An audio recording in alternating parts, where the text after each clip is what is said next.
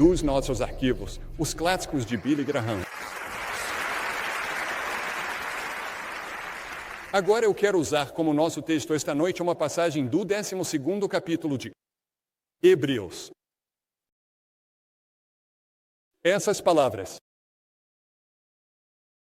e esta palavra, no entanto, mais uma vez, significam a remoção de todas aquelas coisas que são abaladas, como as coisas que foram feitas. Mas aquelas coisas que não podem ser abaladas podem permanecer. Portanto, nós, recebendo um reino que não pode ser abalado, tenhamos graça para que possamos servir a Deus de maneira aceitável, com reverência e temor a Deus, pois nosso Deus é um fogo consumidor. Desde que estivemos aqui nos anos 50 e depois nos anos 60, as coisas mudaram. Eu estava perguntando. Joe Urick, há pouco eu disse, vocês ainda não têm bondes? Parece que eu vi um desde que estou aqui. E ele disse, sim, eles acabaram de colocá-los. E eu pensei, bem, essa é a primeira cidade que eu visitei em muito tempo onde eles tinham bondes. A última vez que me lembro foi em Bucareste. Eles tinham bondes, e isso me levou de volta à minha infância e juventude, quando tínhamos bondes na nossa cidade, Charlotte, Carolina do Norte. Mas muitas coisas mudaram desde que estivemos aqui. E aqueles de nós que são idosos conseguem realmente ver uma mudança em Portland. Coisas que vocês, jovens, consideram como garantidas. Nós nascemos antes da televisão, antes de alimentos congelados, antes de antibióticos, antes de nilões, antes de xerox, antes de cartões de crédito. Para nós, compartilhar o tempo significava estar juntos, não computadores. E software nem era uma palavra. Nós estávamos antes das meia-calças. E roupas que secam sozinhas, antes de máquinas de gelo e lava-louças, cheirios, café instantâneo, qualquer coisa descafeinada. E o McDonald's nunca tinha sido ouvido. E eu não sei como vivíamos. Se nos tivessem pedido para explicar CIA, VCR, OVNI, ERA, NFL ou JFK,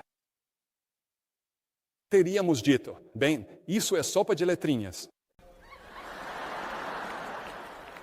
Quando você pensa em como o nosso mundo mudou e nas adaptações que tivemos que fazer, os idosos de hoje são um grupo bem resistente. Porque nós passamos por tudo isso.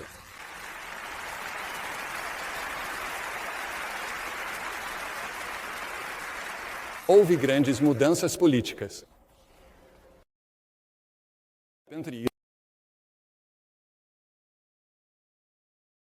Estivemos no Estádio do Povo na Hungria há cerca de 3 ou 4 anos e teve o maior público da sua história para ouvir o Evangelho. 115 mil pessoas em um único culto. A África do Sul nunca teria pensado em ter um serviço integrado naqueles dias. Nós fomos para a África do Sul. Nós não fomos até que garantissem que poderíamos ter integração. E nós fomos lá.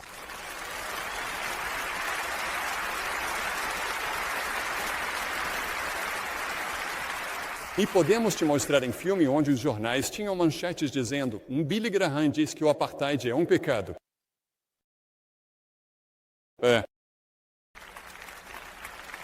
Então houve calamidades geofísicas e ecológicas gigantescas ao redor do mundo. Eu li a coluna da Semana da Terra do último domingo no The Argonian, um diário de algumas das coisas que aconteceram no planeta na semana passada. Falava de tempestades tropicais na semana passada, como o pior furacão que atingiu o Havaí neste século. Continuou a relatar os danos do furacão Ingrid na Flórida. A casa do Norman Mitski, que está na nossa equipe. Parecia que uma mão gigante tinha descido e simplesmente levantou tudo e tirou tudo de lá. Fomos para Omestiar, no sul da Flórida, e meu filho, que está aqui esta noite, Franklin Graham, tem uma organização chamada Samaritan's Purse. E eles já tinham colocado 10 trailers lá quando chegamos para ver. E que devastação foi aquela? Você não pode imaginar o que aconteceu no sul da Flórida. Você não consegue ver isso na televisão. Stephen Nelson, meu neto, passou todo o seu tempo lá embaixo, trabalhando, distribuindo água, pão e outras coisas. E ele viu, em cima de um telhado, essa frase que alguém tinha escrito. Ok, Deus, você chamou nossa atenção. E agora? E o jornal mencionou o tufão Sibyl, as tempestades tropicais, a dor em Roselã e a monção. As inundações arrasaram vilarejos inteiros no norte da Índia e no Paquistão, matando milhares de pessoas.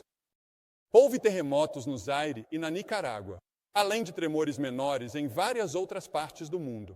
Essas são apenas as coisas que saíram de um único jornal. Isso, tudo se soma às mudanças ambientais, como a queda repentina nos níveis de ozônio protetor sobre a Antártica. Mencionado na coluna, isso pode sinalizar danos significativos. Eu poderia continuar falando e falando. E isso foi só no seu jornal na semana passada. Estamos vivendo em um mundo em mudança e cada vez mais perigoso. Esse é o ponto que estou tentando fazer. Não está melhorando. Você tem um propósito na sua vida e a vida tem significado para você? Ou a sua vida está desmoronando, indo por água abaixo? A grande questão hoje é: o que é significado? 50 anos atrás, quando comecei a pregar, a questão filosófica era: o que é a verdade? A pergunta de hoje é: qual é o sentido? A Bíblia diz que o coração é enganoso, acima de todas as coisas, e desesperadamente maligno. Quem pode conhecê-lo? Seu coração? Meu coração é enganoso e desesperadamente maligno. Quem pode conhecê-lo? Quem acreditaria que, depois que uma tempestade atingiu Miami e o sul da Flórida, como Andrew, haveria saqueadores? Se aproveitando disso, eu li um artigo no Charlotte Observer na semana passada que os casos de violência doméstica estão disparando após o furacão. No sul da Flórida. Nós não conhecemos nossos corações. Nós não sabemos o que aconteceria até que realmente aconteça. André Maurice, o grande filósofo na França, escreveu: o universo é indiferente. Quem criou isso? Por que estamos aqui nesse minúsculo monte de barro girando no espaço infinito? Ele disse: eu não tenho a menor ideia. E tem muitas pessoas que têm essa atitude. Alberto Camus. Quem era? O grande filósofo que todo mundo citava há alguns anos disse: o homem não pode viver sem significado. Você está tentando viver sem significado na sua vida? Agora, aqui estão algumas das coisas que os filósofos estavam dizendo que as pessoas pensam quando estão sozinhas. Quando você está sozinho, aqui está o que muitas pessoas que estão aqui esta noite pensam. Primeiro, você pensa sobre: bem, eu tenho que sofrer. Talvez agora, ou em breve. Eu preciso lutar para conseguir fechar as contas. Eu preciso lutar no meu casamento. Eu preciso lutar com a minha namorada, meu namorado, porque parece que as coisas estão dando errado. Eu preciso lutar para tirar boas notas na escola. Estou à mercê do acaso. Eu me sinto culpado o tempo todo e não sei do que estou culpado. Eu faço a pergunta: quando estou sozinho, quem sou eu? Eu sei que eu tenho que morrer. E eu tenho medo de morrer. Eu não quero morrer. Mas eu sei que vou ter que morrer. Cada pessoa nesta plateia, 75 anos a partir de agora, estará morta. Um cientista recentemente fez a pergunta na televisão: quem fez a Terra? Por que está aqui?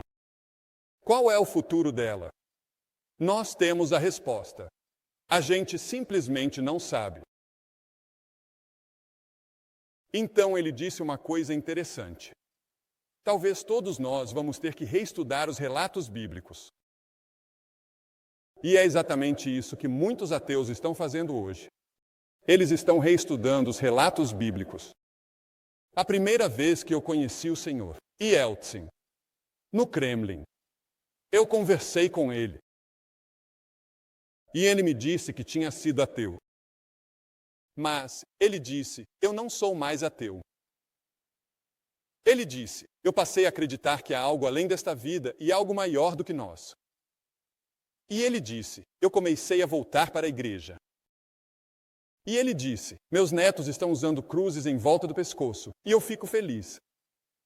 Agora, isso foi há alguns anos, antes do golpe.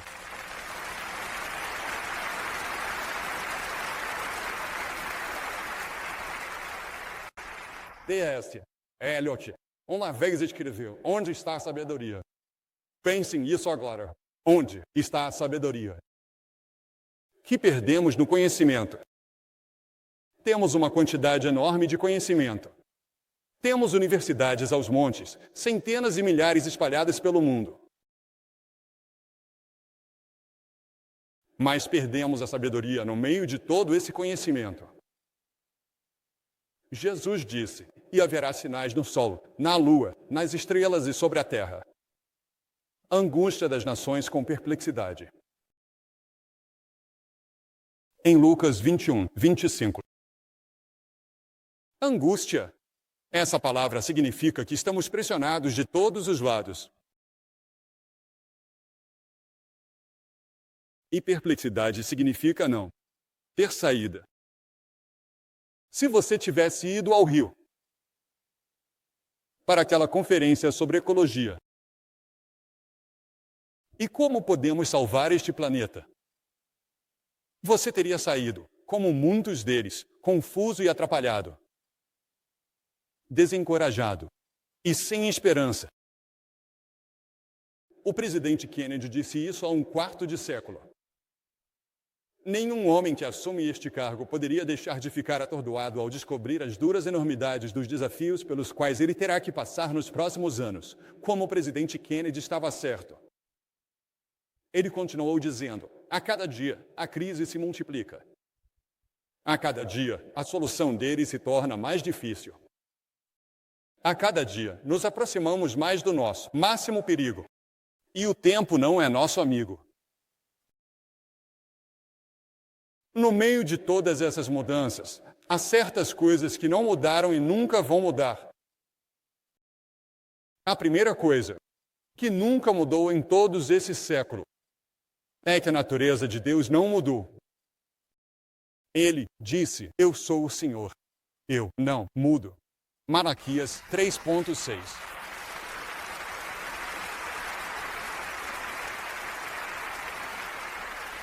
As Escrituras dizem que não há variação nem sombra de mudança com Deus. Isso significa o piscar de um olho. Nem mesmo essa mudança em Deus. Em todos esses séculos, Ele é de eternidade a eternidade. Ele não teve começo. Ele não tem fim. Eu não entendo isso, mas eu aceito. Ele é a única coisa em que podemos confiar, que é Deus. Ele é imutável em sua santidade. Santo, santo, santo é o Senhor, Deus Todo-Poderoso, que era, que é e que há de vir. Apocalipse 4.8. Deus é imutável em seu julgamento. Diz que o Senhor julgará os fins da terra. Deus é imutável em amor. Pois Deus demonstrou seu amor por nós, que, enquanto ainda éramos pecadores, Cristo morreu por nós. Deus ama você. É difícil de acreditar, é difícil de absorver, mas Deus ama você. E, se você fosse a única pessoa no mundo todo, Deus te amaria, e Ele teria enviado seu Filho, Jesus Cristo, para morrer na cruz por você. Deus é amor. Essa é uma coisa que eu quero que você lembre quando sairmos, que dissemos. E então a segunda coisa, a palavra de Deus não mudou. Não só a natureza de Deus não mudou, mas a palavra de Deus também não mudou. Esta Bíblia é a palavra de Deus. A grama murcha, a flor murcha, mas a palavra do nosso Deus permanecerá para sempre. E o que você lê neste livro permanece para sempre.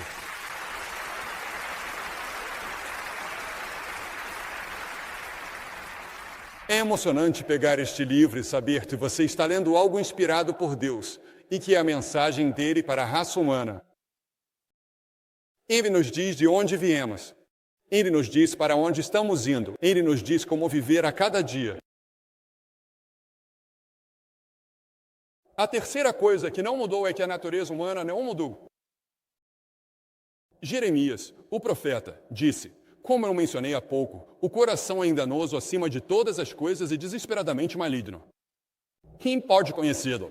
Todos pecaram e estão destituídos da glória de Deus. Você é um pecador. Eu sou um pecador. Pecado significa que eu quebrei as leis de Deus. Eu quebrei os 10 mandamentos. Se você quebrou um mandamento uma vez, você é culpado de todos. Você já contou uma mentira? Você já teve luxúria no seu coração? Então você é culpado. Nós somos culpados diante de Deus. E porque somos culpados, estamos sob a sentença de morte. Morte nesta vida e morte na vida que está por vir. O caminho da salvação não mudou. Em todos esses séculos, o caminho da salvação ainda é o mesmo. Nem há salvação em nenhum outro, pois não há outro nome debaixo do céu dado entre os homens, pelo qual devemos ser salvos, em Atos 4:12. João 14:6 diz: eu sou o caminho, a verdade e a vida. Ninguém vem ao Pai senão por mim. Na última geração, o único caminho para Deus era através de Cristo. Nesta geração, o único caminho para Deus será através de Cristo, o único na história. De quem está escrito: aquele que crê no Filho tem a vida eterna, e aquele que não crê no Filho não verá a vida, mas a ira de Deus permanece sobre ele. Pense nisso. A ira de Deus permanece sobre você agora. E a única maneira de essa ira ser afastada é pela cruz. Quando Jesus Cristo levou seus pecados na cruz, Deus não podia mais ver seus pecados, porque seus pecados foram enterrados nas profundezas do mar. E Deus não consegue nem se lembrar dos seus pecados. Pense nisso. Deus nem consegue se lembrar. Ele tem a capacidade de desligar o gravador e apagá-los. E Deus não consegue se lembrar dos seus pecados quando você vem a Cristo na cruz pela fé e arrependimento. Sim, Deus nunca mudará. A palavra de Deus nunca mudará. Mas você precisa mudar se quiser ir para o céu. Se você quer ter uma nova vida aqui e ter propósito e significado na sua vida, você precisa mudar. A primeira coisa que você precisa fazer é se arrepender. Arrependam-se, portanto, e se convertam para que seus pecados sejam apagados, diz a Escritura. A segunda coisa é crer. E essa palavra crer significa se comprometer. Esse é o voto de casamento que fazemos. Não é só se casar, é um compromisso para a vida toda.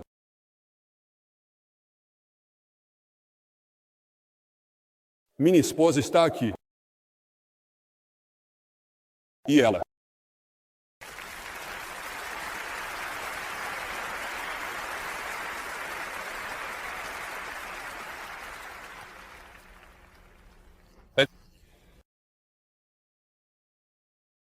Nós tivemos diferenças, como todo casal normal. E alguém perguntou a ela se ela já tinha pensado em se divorciar? Ela disse que não, mas que já pensou em assassinato. Eu não sei, ela está sentada. Mas algum dia eu vou pedir para ela explicar isso. Mas nós temos um casamento maravilhoso e uma família incrível. E todos eles conhecem o Senhor, pelo que agradecemos a Deus.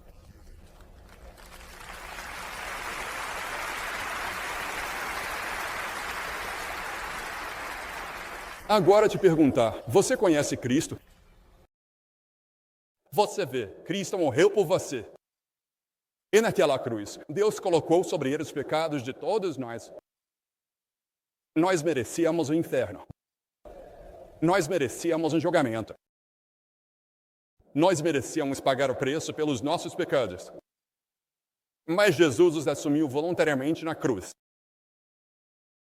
E naquela cruz, ele tinha a capacidade, porque era o Deus homem, de te ver sentado aqui esta noite. Ele olhou para frente, por esses milhares de anos, e pôde te ver, e ele te conhecia, e sabia tudo sobre você. E ele te amou. E ele está disposto a te perdoar e te dar propósito e significado na sua vida e mudar a sua vida. Sua vida precisa mudar. Mas os homens dele o receberam. A eles deu o poder de se tornarem filhos de Deus, a saber, aos que creem em seu nome. Você veio a Cristo?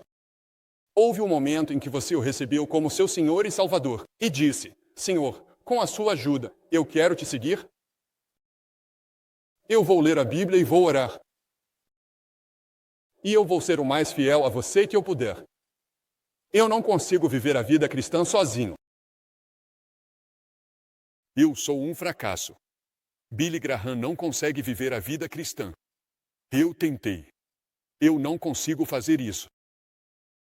Mas com a ajuda da Palavra de Deus e a ajuda do Espírito Santo,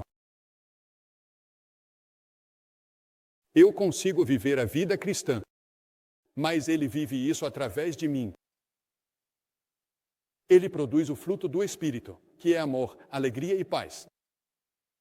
Todas essas coisas são produzidas sobrenaturalmente em você pelo Espírito Santo quando você recebe Cristo. Algumas pessoas dizem: estou tentando me segurar. Você não precisa se segurar, Ele te segura. Apenas se entregue e deixe que Ele entre no seu coração.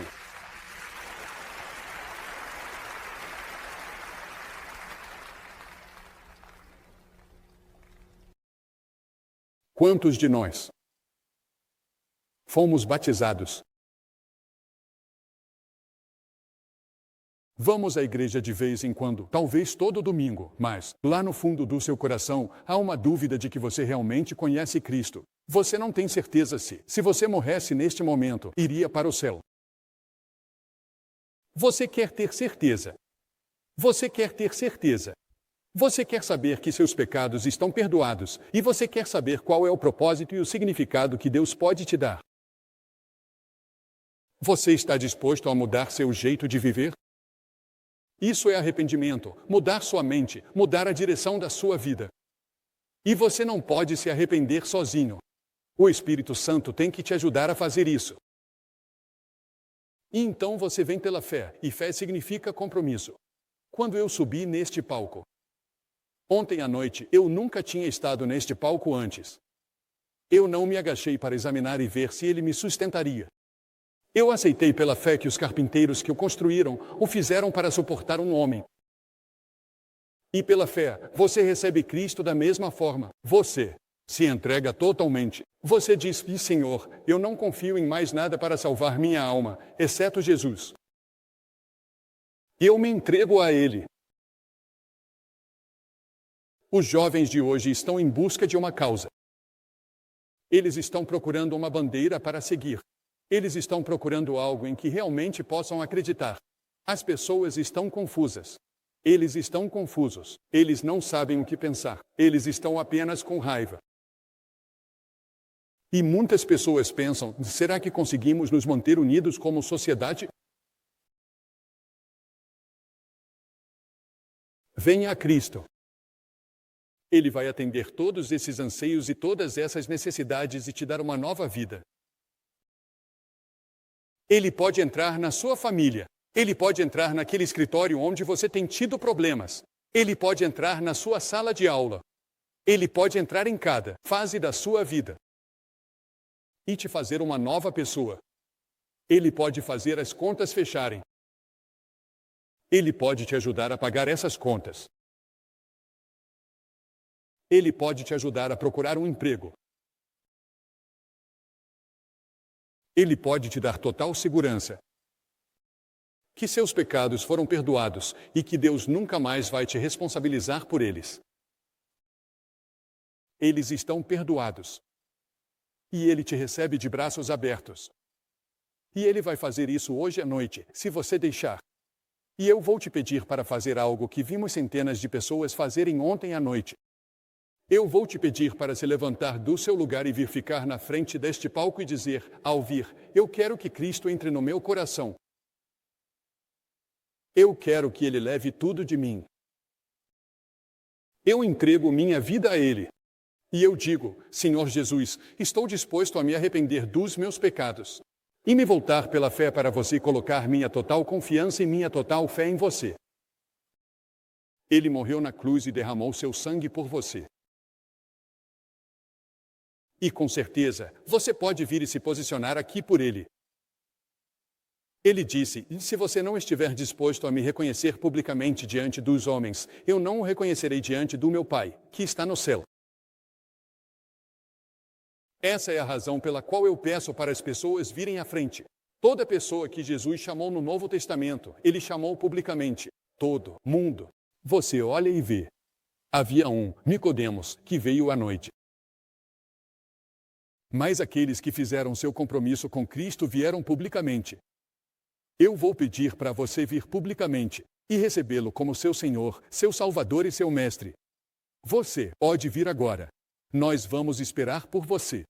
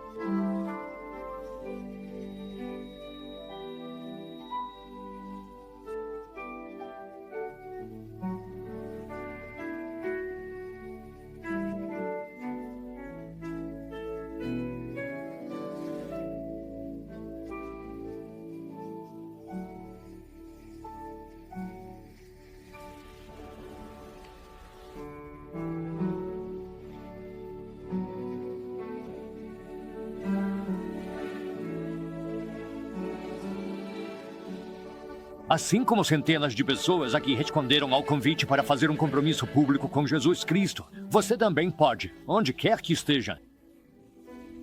Basta ligar para o número que está na sua tela agora mesmo. Amigos especiais querem te ajudar com essa decisão mais importante que você pode tomar na vida. Então, não espere. Ligue agora.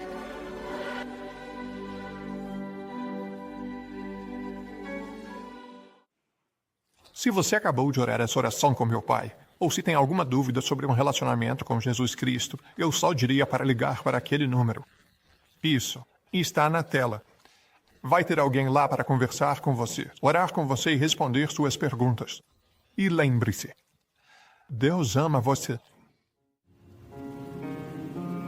Se você gostaria de se comprometer com Jesus Cristo, por favor, ligue para nós agora mesmo, gratuitamente, pelo número 1-877-772-4559. Esse é o 1-877-772-4559. Ou você pode nos escrever para Billy Graham, Billy Graham Parkay, Departamento C, Charlotte, Carolina do Norte, 28201. Ou você pode nos contatar pela internet 24 horas por dia, 7 dias por semana, em PSVTodo.travessa. Nós vamos te oferecer a mesma ajuda que damos a todos que respondem ao convite. Em nome de Franklin Graham e da Associação Evangelística Billy Graham, obrigado por assistir e obrigado pelas suas orações.